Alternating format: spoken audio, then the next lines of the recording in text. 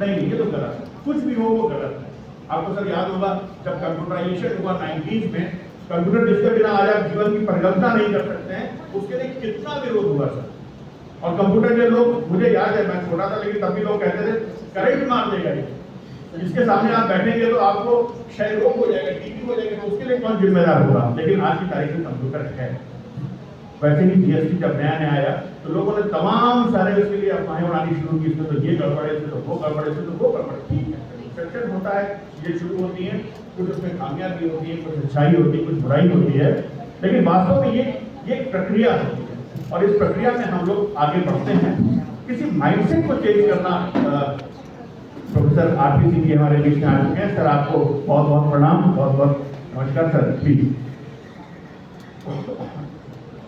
किसी माइंडसेट को बदलना एक बड़ा काम है, क्योंकि हम जिस चीज के आदी होते हैं उससे हम चेंज नहीं करना चाहते, लेकिन बदलना था तो एक दिन रात में घंटा बजा जैसे सर बता रहे थे और वो सारी चीजें बदल गई। लेकिन उसको बदलने के बाद में हमने कितनी चीजों का सामना किया वो सब आप सब लोग देख रहे हैं। क्योंकि माइंडसेट का बदलना, अपनी पद्धतियों का बदलना, अपनी आदतों का बदलना सबसे बड़ा युद्ध होता है और वो युद्ध अपने ही विरुद्ध होता है, लेकिन करना है।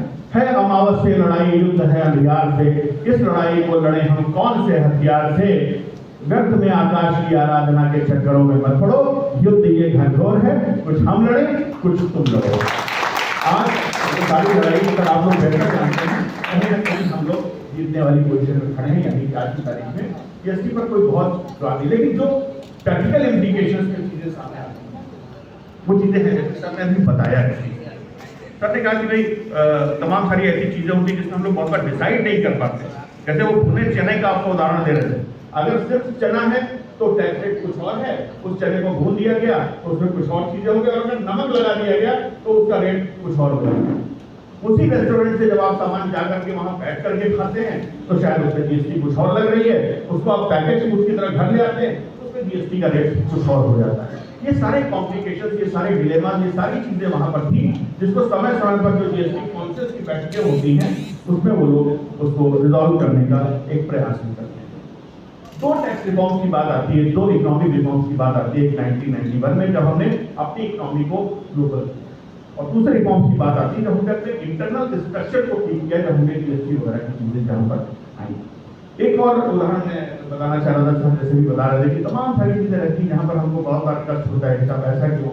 सर ने उदाहरण दिया था, 100 रुपए की चीज कॉस्ट आ रही है, उस पर 5 रुपए टैक्स पड़ गया, आपको 105 रुपए की पड़ गई, आपने उसमें कुछ और जोड़ घटा दिया और 5 रुपए प्रॉफिट भी जोड़ दिया, अब 120 रुपए की हो गई। 120 रुपए का आपने टैक्स कैलकुलेट किया, वो सर 6 रुपए टैक्स आ गया, 5 रुपए का आपको क्रेडिट मिल गया।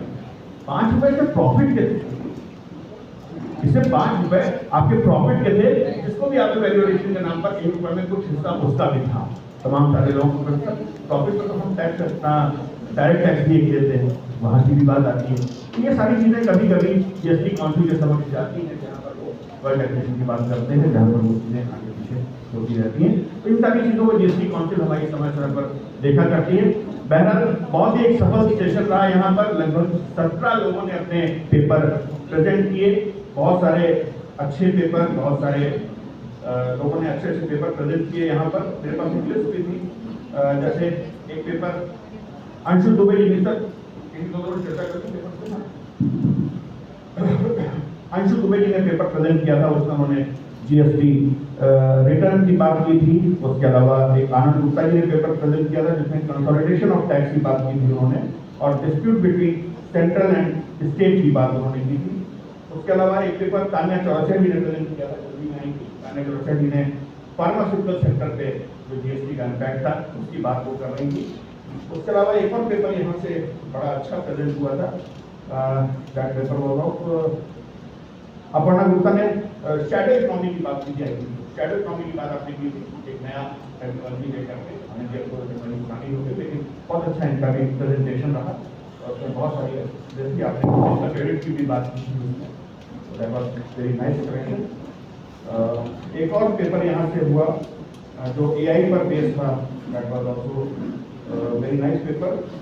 शुक्ला, आस्था शुक्ला का एक पेपर था।